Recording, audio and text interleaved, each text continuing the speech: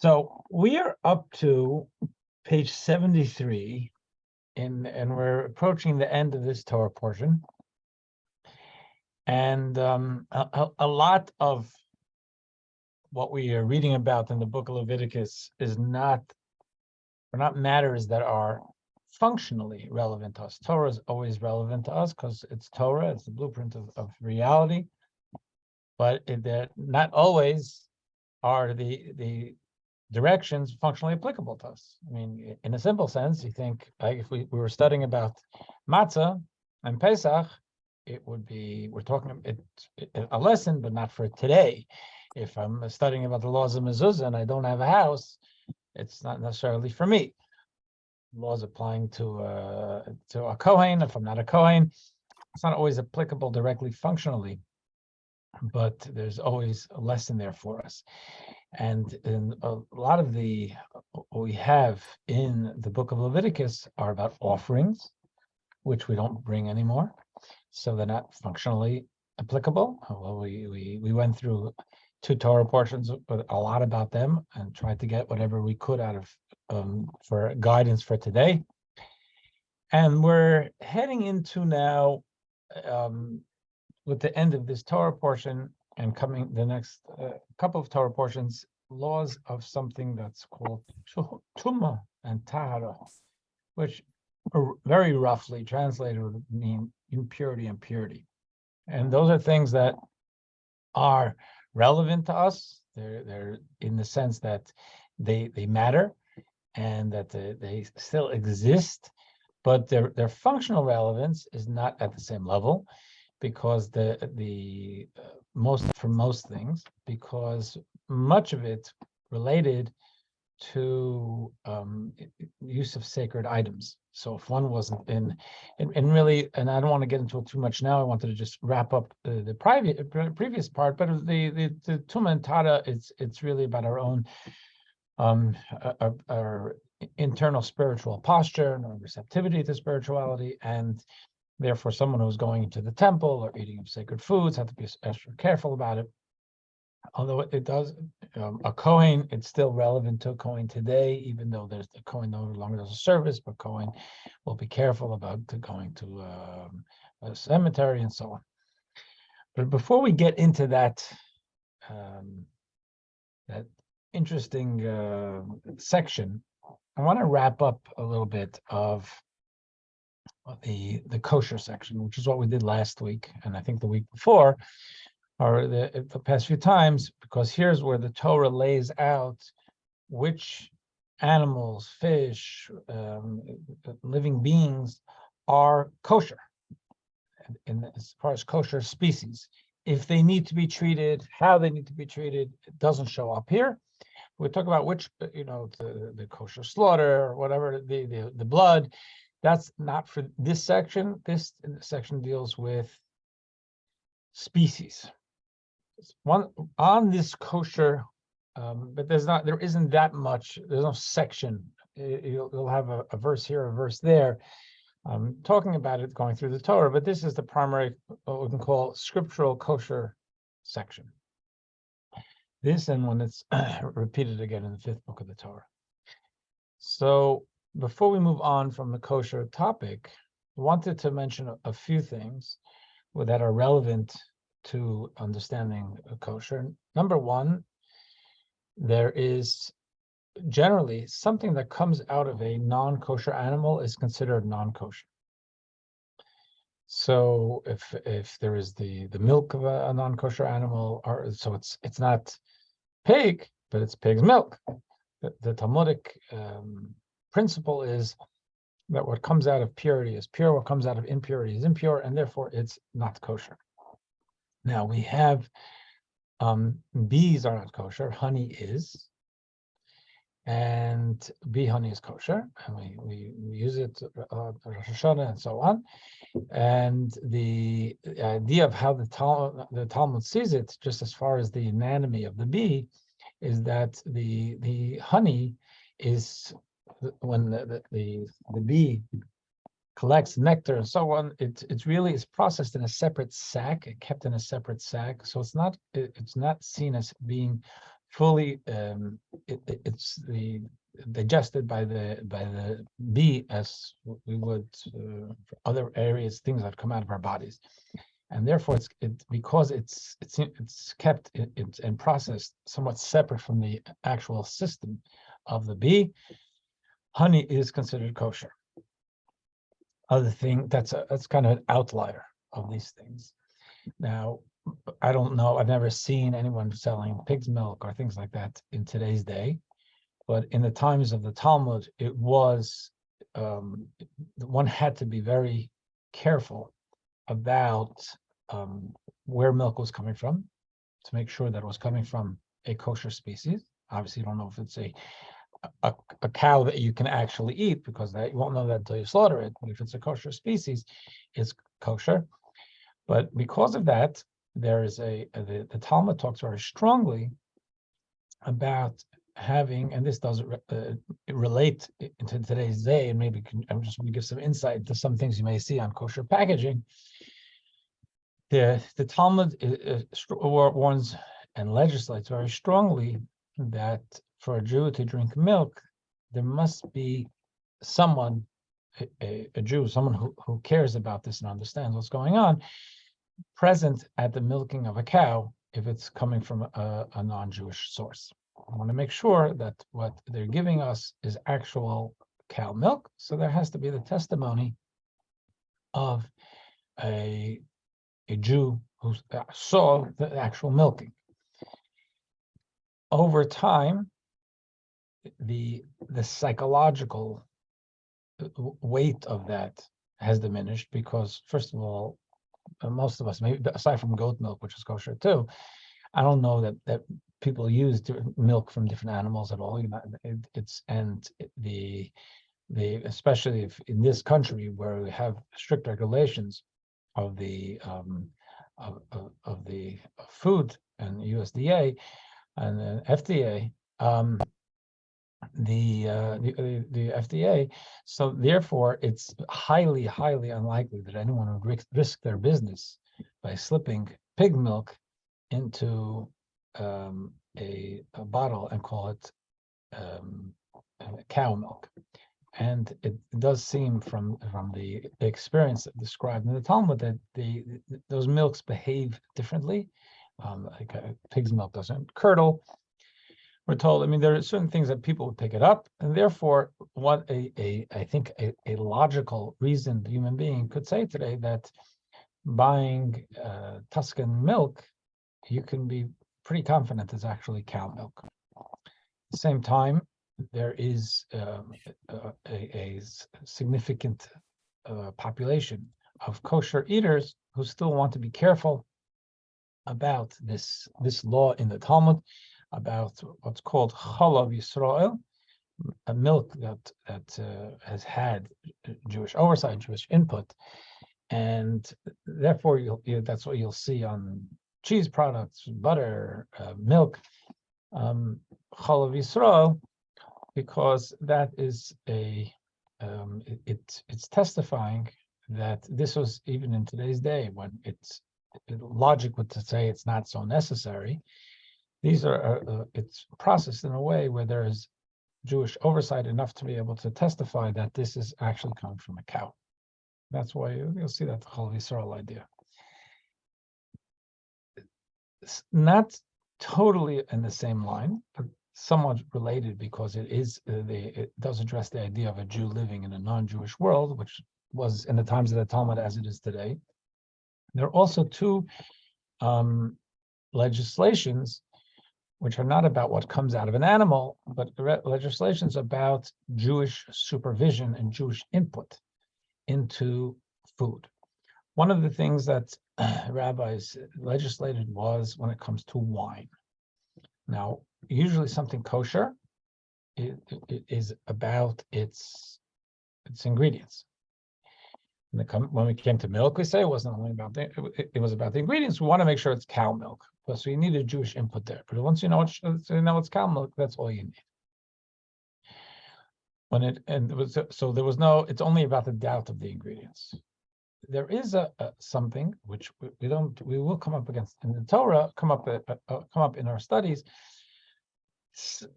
Related anyway, there is the idea of wine being used by idolaters. The scripture later mentions the idea that, and the Torah is very allergic to the idea of idolatry, and it comes up numerous places in the Torah, different legislation and restrictions about it, protections. And one of the things that would be done, they would use wine for libations, to pour it on the altar, on their idolaters, their pagan altar. And the Torah tells us that not only is idolatry a problem for the Jewish soul, anything associated with idolatry is also something that is really inconsistent and incompatible with the Jewish soul. So therefore, having something that if someone brought me a gift, and they said that this is something we used in a church across the street as part of our service, actually, I wouldn't be able to use it, because even though I get along very well with the church and we love them, we help each other, but I can't have something or partake of something or benefit from something that was part of a service that we would consider, I don't consider them idolaters, but outside of for our monotheistic purposes, outside of our faith system. So that's with regard to wine that would be used on the altar as part of a service or whatever. Now, one of the things that is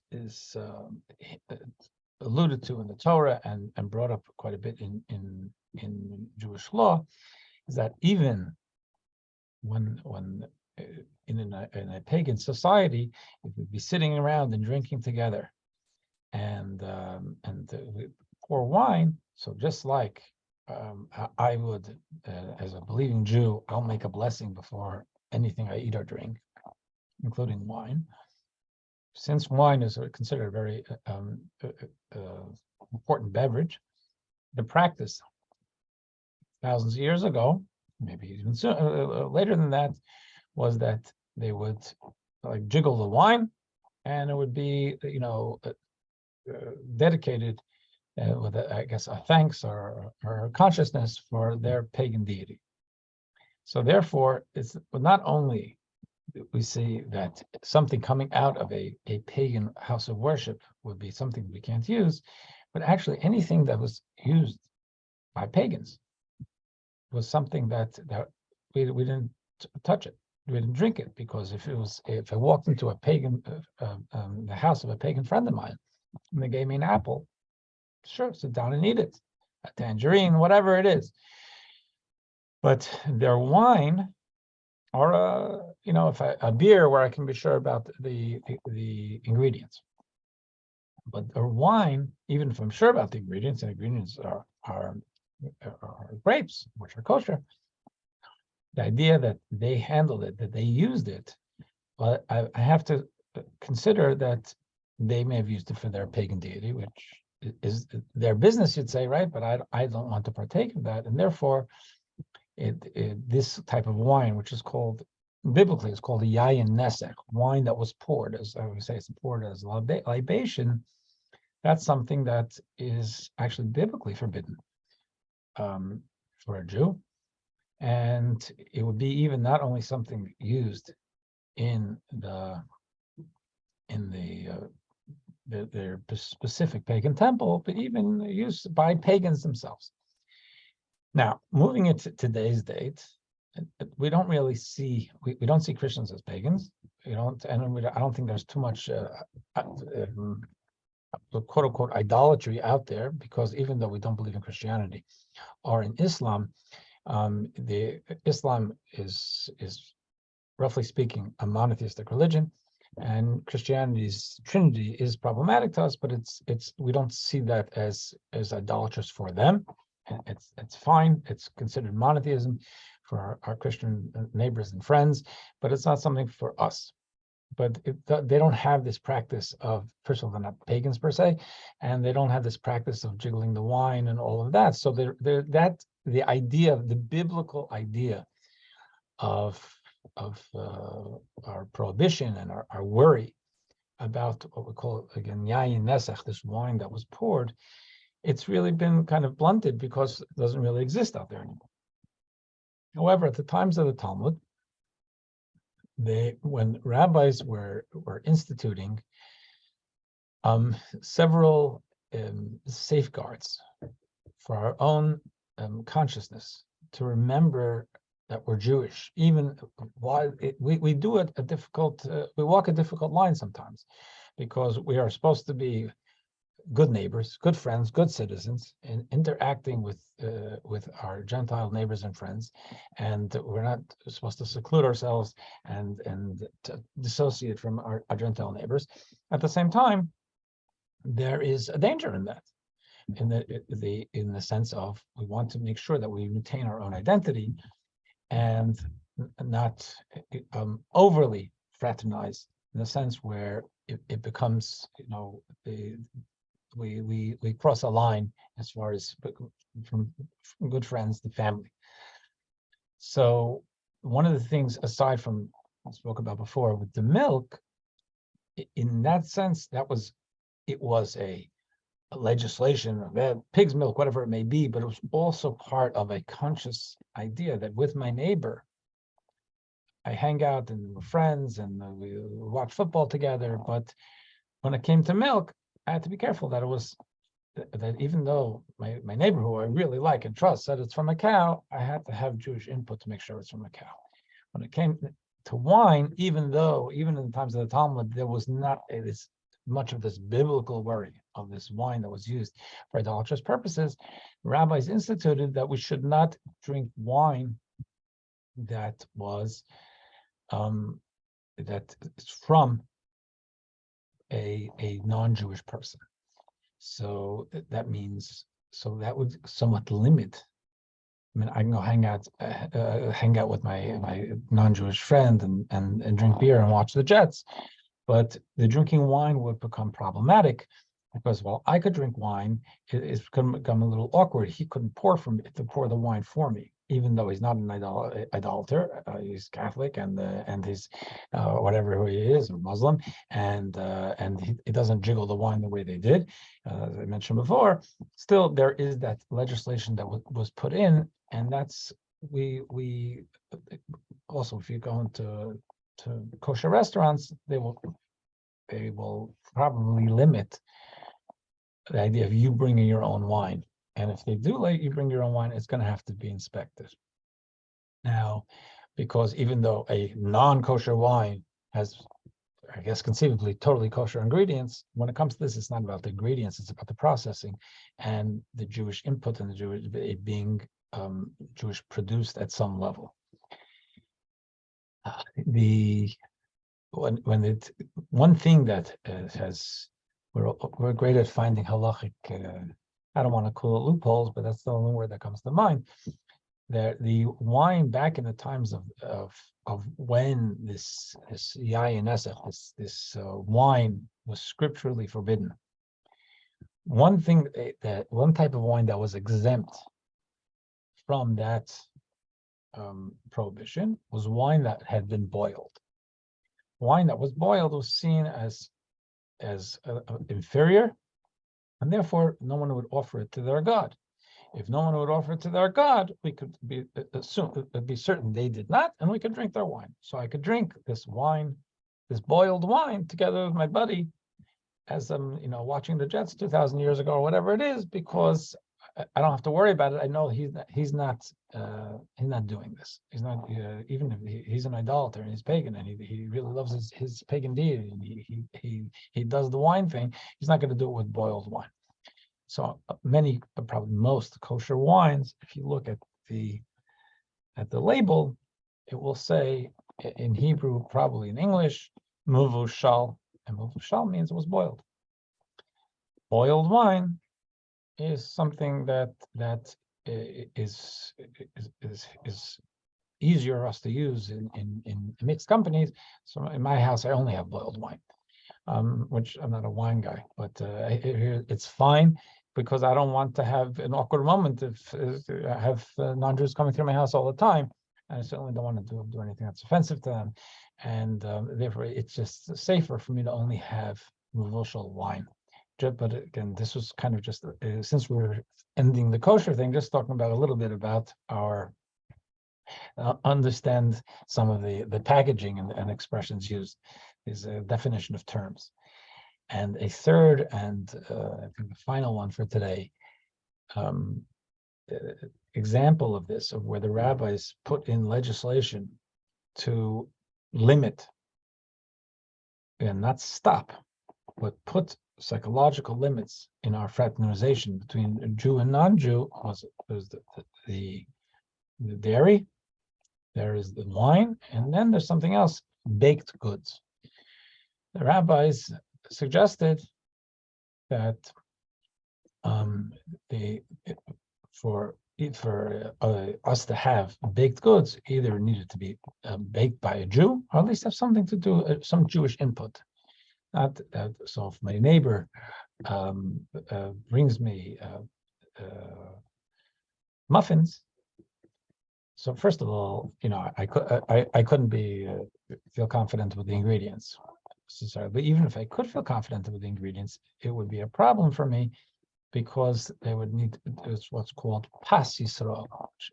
Pas Yisrael literally means Jewish bread, but it's not only about bread, it's for baked goods, and it doesn't have to be Jewish owned, but there has to be some Jewish input, not only supervision, but Jewish input into the baking. And that's why you're not going to see it that much, except in very Jewish stores, in Jewish areas. You'll see on packaging sometimes it'll say Pas Yisrael, which means this is someone, whoever, even if non-Jews own the company, but either a Jew turned on the oven, or there was that input where, again, these are psychological mechanisms that the rabbis instituted in times of the Talmud, not worrying about the ingredients, because that's a biblical thing.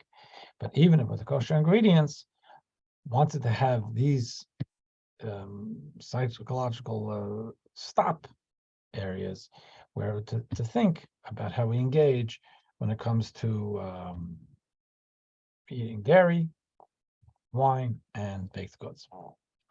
So, having said that, so unless there are any questions, we'll move to this next section, which they call defilement.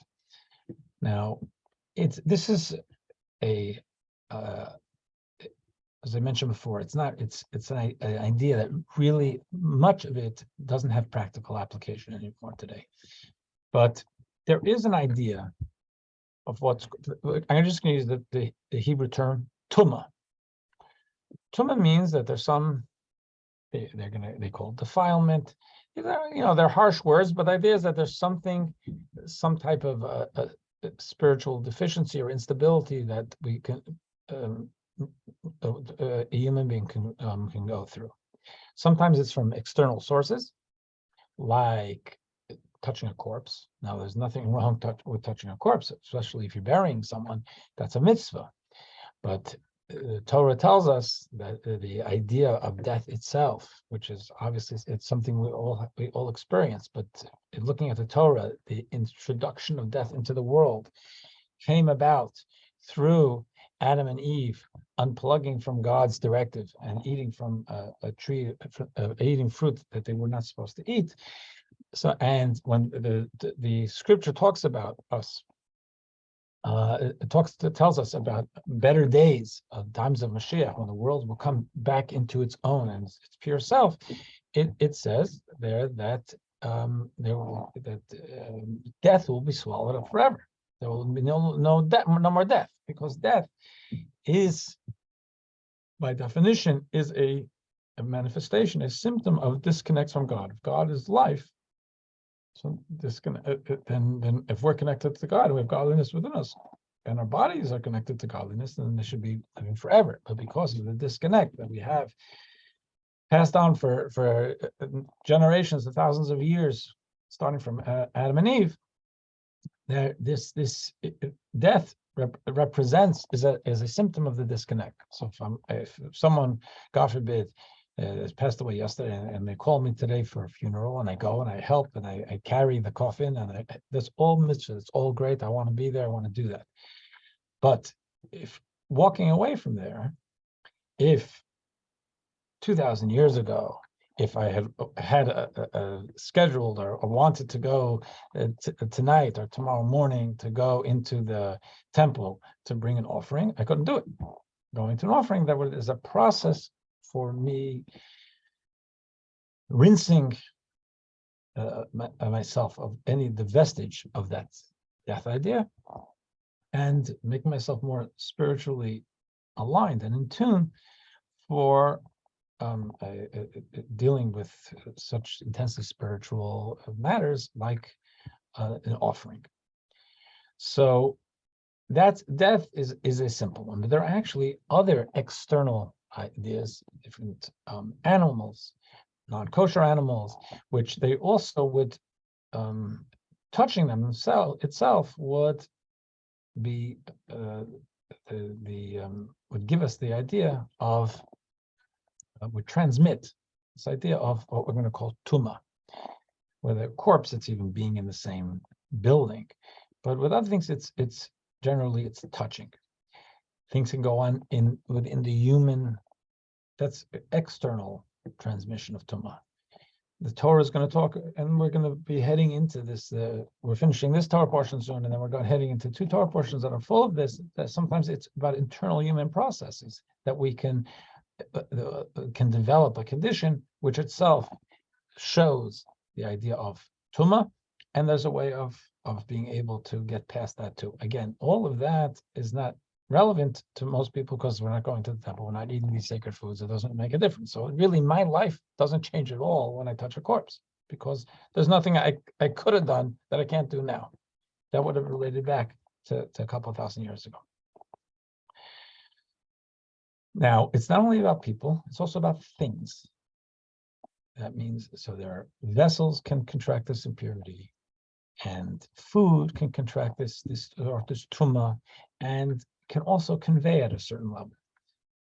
Once again, it doesn't have practical application for your Tuesday in 2022, but it is Jewish law, it's scriptural, and we're going to see whatever lessons we get out of it, and also where there is some more practical application.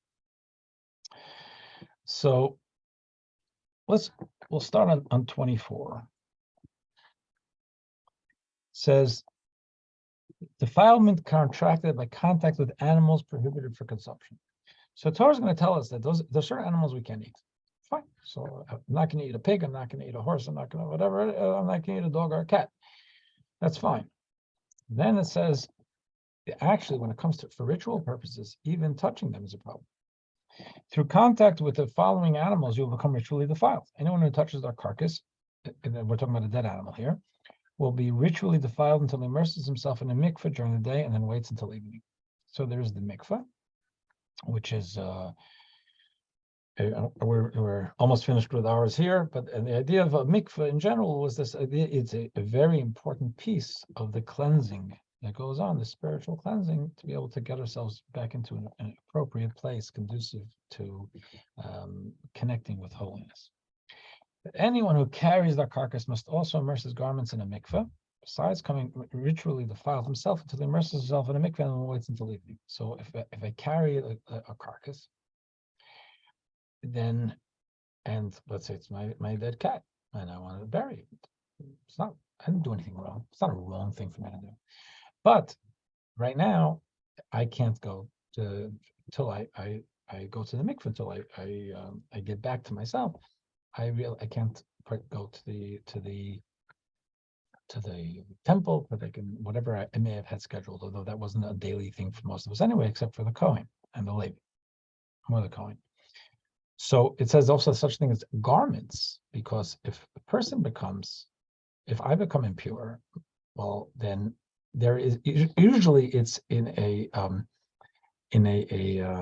descending order.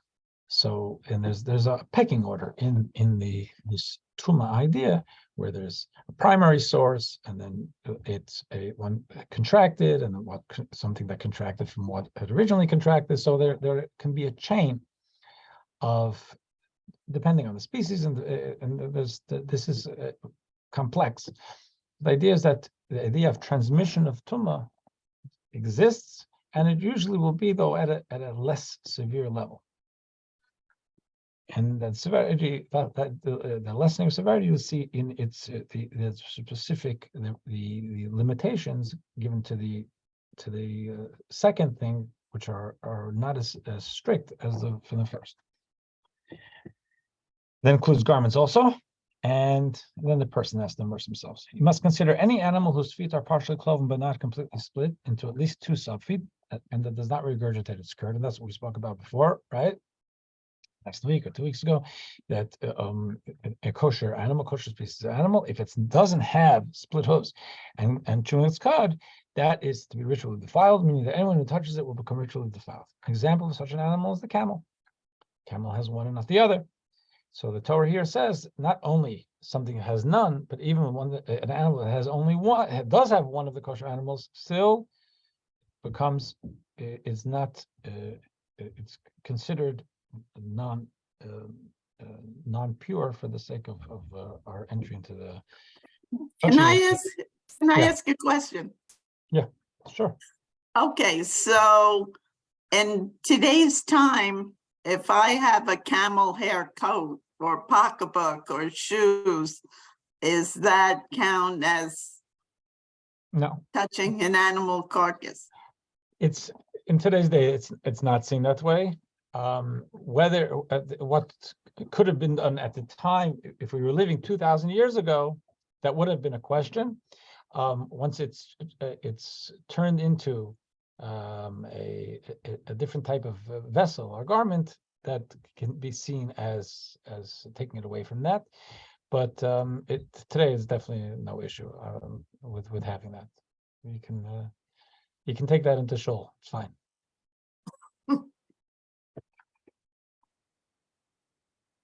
But you can't eat it.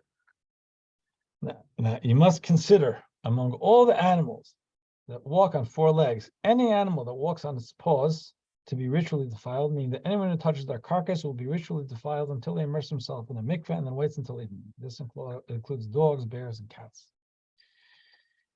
They throw in a few of them as just examples that these are their carcasses are considered impure. Again, it doesn't mean evil. It means that it can throw us off spiritually, and therefore, if you want to go bury it, take care of it.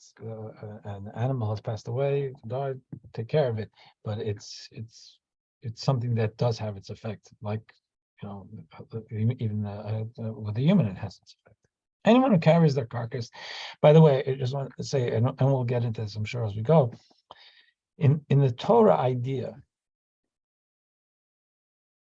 and maybe I should have started with this, Torah idea of impurity is that impurity is an organic spiritual force. It exists objectively. I don't see it, you don't see it, but it's there. And the Torah will tell us, therefore, that this impurity seeks to attach itself to a source of purity, because that's where it can get some nourishment. So, for example, when we wake up in the morning, after we sleep, the Torah tells us that when our soul, we go to bed, and therefore our consciousness recedes, and therefore what it says is this force of impurity wants to be able to suck its vitality from us. When we wake up, it leaves. But for any vestige, we wash our hands in the morning. It's called Natil Yadayim, Negelvas. We wash our hands every morning when we wake up, because of this vestige of impurity that remains with us. That's a practice for thousands of years. And we're specifically bidden by Jewish law not to touch any food before we wash our hands, because of these vestiges of impurity. Now, why is that? Because I can do mitzvahs, you can do mitzvahs, and that's a potential purity and holiness that we have, And that's why the forces of impurity are more focused on trying to get some vitality out of us. Jewish law says that if my Catholic neighbor just woke up and walked over and touched my banana, there's not a problem, because while he has a mitzvahs of the mitzvahs of humanity, doesn't have the mitzvahs of what we have from the Torah and in the Jewish menu, so to speak. And therefore, there isn't that same desire of this force of impurity to attach itself to the non-Jewish body. So, and this is built into Jewish law. So, really, the idea that wherever there is, but a non-Jewish corpse does transmit impurity, because, of course, my neighbor has my Catholic neighbor can do a lot of good in the world. It's not at the same level of the mitzvahs. So wherever there's impurity, you know that is somewhere where there's purity to be found, where there's potential purity, and that there's holiness to potentially to have been found to this particular article. So even here with the animals, the death of the animal. So we say this animal could have done something good or did do something good, and therefore where impurity attaches, it means that there's goodness to be able to be sucked out of it by this organic force, or what you want to call it, tumah. Anyone who carries their carcass, 28. Anyone who carries their carcass must immerse his garments in a mikveh, besides coming ritually defiled himself until he immerses himself in a mikveh, and then waits until evening. You must consider them ritually defiled in this respect as well. I'm going to turn to page 74. Although all crawling creatures, except the types of locusts we mentioned above, are prohibited for consumption, since none of them satisfy the requirements for permitted animals, so all creepy crawlies are prohibited for consumption, but not all of them have this ability to impart ritual defilement. Only the carcasses of 8 types of them impart ritual defilement. So you must consider the following ritually defiled among crawling creatures that crawl on the ground: the weasel, the mouse, the toad, and all varieties of its species. The hedgehog, the chameleon, the lizard, the snail, and the mole. So and we spoke about this last time we mentioned the precision of translation of these biblical words, these zoological terms. They're doing a great job with that. It's not 100% certain that these are the same. It happens to be that because the Yemenite tradition was seen as kept most intact and sacred with the greatest integrity, it's a lot of our translations, we turn to the Yemenite community of how they translate it, which animal they're talking about, for us to know. So these trace back, these translations trace back to the Yemenite community. These are the ones among all crawling creatures that you must consider ritually defiled, and that anyone who touches them when they are dead will be ritually defiled until he immerses himself in a mikveh and then waits until evening, he or she. A piece of the carcass that one of these creatures imparts ritual defilement only if its volume is equal to or greater than that of a lentil. Torah law has measurements. How much of anything? How much matzah do I have to eat? How much should I drink from kiddush? Anything. There's always to give us some guidelines of what is considered substantive.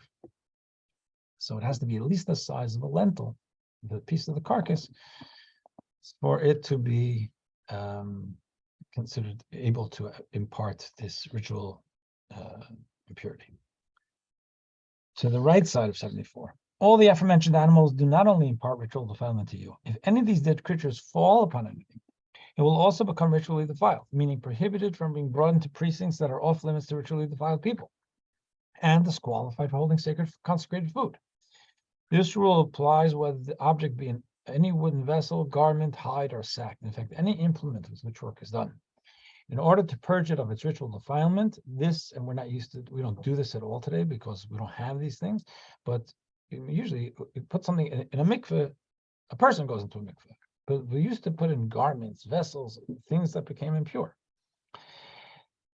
In order to purge it of its ritual defilement, it must be immersed in the water of a mikveh, but even after that, it will remain ritually defiled until evening, after which it will be rid of this defilement. Okay.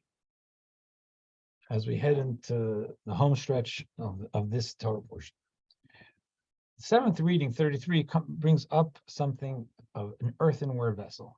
So earthenware vessel does have relevance, not directly with what we're talking about over here, but the idea of if here definitely has a relevance to today. Earthenware vessel was, first of all, they were considered cheaper in the old days. It was clay. But then there was an earthenware vessel seen as unable to, just physically unable to purge itself of its in the kosher level. Before we get to defilement, in today's day, if someone asked me to come to their house, it says kasher my kitchen. So we take the silverware. It's easy. It's even though if they had it, they used it for all types of non-kosher things. Put it into boiling water. It reaches the temperature it would have used to absorb non-kosher, and now that's the temperature a little higher is used to get it to expel it, and it's considered kosher. That's how you kosher things. Sometimes we have to, if you want to kosher a grill, you gotta use a blowtorch. There are some things that can't be koshered, and one of them is clay, and in many cases that means China can't be koshered because it's seen in Jewish law as, because of its physical makeup, as unable to, you can't feel certain that applying that heat will cause it to expel its non-kosher, whatever it absorbed non-kosher. So koshering China or anything of that nature, clay is generally not a possible thing. Today they have glazed China, so today you have to get into the science of exactly what it is. But I'm saying just in the very simple idea, clay pots. It's not the earthenware. It's not going to work. So here we're talking about earthenware, but not with kosher, but with regard to defilement, and it has a special place. What is that? In contrast, no earthenware vessel becomes ritually defiled unless any of these animals fall into its interior. Only, we said, if my knapsack touched a dead animal, become also ritually defiled, and I have to go through the whole mikveh thing and so on. If my earthenware mug touched it, no. It has to, is only when through its airspace internally. So unless any of these animals fall into its interior, not if they merely touch its external surface. So let's say, if it fell in, so it touched its surface. Well, let's say I held a piece, and I put it in. I didn't touch my mug. I put it into the mug and I took it out into the air of it. Just held it there. That could make it once it touches its airspace. They do fall into or suspended inside it. Whatever food or drink, as will be specified presently, is inside it will become ritually defiled. Okay? There's other stuff in there; it all becomes defiled. Even if the defiling creature did not touch the vessel or the entity inside it. So what do? You must shatter the vessel itself. There's just nothing. You don't have to shatter it, but there's no way of koshering it. For earthenware vessels are not free of ritual defilement any other way. Immersing them in mikvah does not purge them of ritual defilement. And let's do verse 34. And I want to talk about something also relevant till today, and then maybe we'll continue the rest next week. 34 on page 75. As the types of food and drink that are susceptible to ritual defilement, any portion of food that is usually eaten, and if it is a fruit or vegetable upon which water has fallen, once was plucked from the ground or its tree, can become ritually defiled. Okay, so food. As long as it's not connected to the earth, it's of an apple, and it touched something that could ritually defile it. It could be ritually defiled. But when it comes to food, it's only if it's wet. If water is a conductor, and as if water has fallen on it, the Torah tells it, after it's been plucked, then it can become ritually defiled. In addition, any of 7 specific beverages can be drunk in any vessel. Water, wine, olive oil, blood, milk, dew, and bee honey can become ritually defiled, and they also can actually prime subject for ritual defilement. So if oil had fallen, olive oil had fallen on my apple, and then a dead mouse fell out of a tree onto it, then it would be ritually defiled because it had been primed through it becoming wet. I want to get to something about this in our today's life in a minute. I just want to finish the verse. Not only contact with water, but contact with any of the other just mentioned beverages can be drunk in any vessel, will render plucked food susceptible to becoming ritually defiled, even if the food is already dried off at the time of defilement. Thus, you see that ritual defilement can be contracted indirectly, meaning through a medium that itself is not inherently defiled, in this case, the earthenware vessel, but only contracted defilements from the original source, in this case, the defiling creature. So it can be contracted indirectly, but it has to trace back to the original source. However, only food and drink contract ritual defilement indirectly. People and implements do not. This is, again, it's complex laws of Tumah and Tara, ritual purity and impurity. An article of food that has contracted ritual defilement directly, meaning through contact with that creature, only conveys ritual defilement to other food by touching it at its own volume, is at least that of an egg, approximately 57 milliliters or 2 ounces. Okay. Relevant to our lives today. We wash before we eat bread. Why do we wash before we eat bread? It's a ritual thing. It's not right. You should wash for hygiene always. But we wash 2 or 3 times in the right, 2 or 3 times in the left. In the times of the temple, when the Kohen would be eating in the temple, and they would be eating not just bread, but they'd be eating sacred foods that people brought them from the tithes and so on. So they had to make sure to eat it always in purity. And since hands can't be 100%, even if they don't know that they touched anything, because then they would go to the mikveh and all of them. Just to be sure, they would wash their hands to that they're about to touch the food with. They're about to pick up a sandwich, to bring them into alignment in case they touched anything, for holiness. It became a practice back then that even non-Kohens eating non-sacred food would also wash. Why? Because when it came to eating food, we wanted to have a holy attitude and a feeling of sanctity, and therefore the rabbis instituted that we wash our hands until today before we eat bread, like the Kohen used to. And even when there was a temple, but this wasn't temple food, now it's not temple food, and we're not Kohens and none of that, but we still do the washing of the bread. That's pretty widespread in the Jewish world. There's another thing that is not widespread in the Jewish world, but is found in Jewish law, at least as a strong opinion, is that, of course, what we say here, what happens if you want to eat a pickle? So there's a pickle on a plate. It's food. It's a vegetable that's detached from the ground and is wet. And even if it's dried, it was wet. There's a strong opinion in Jewish law that they're also similar, just like we wash for bread. You should wash for any fruit or vegetable that came in contact with water. Because they're also, the idea is to prepare ourselves for eating suitable, even though we're not in the temple and all of that.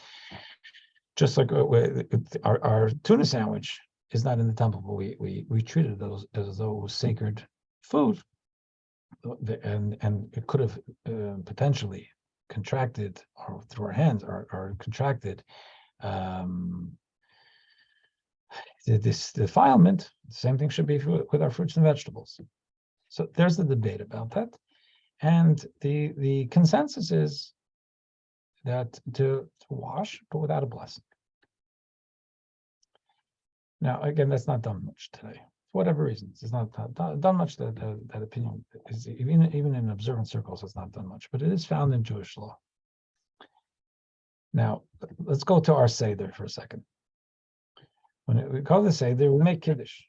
We make Kiddush every Friday night, make Kiddush for a holiday. So you make Kiddush, that's how you start with the Seder.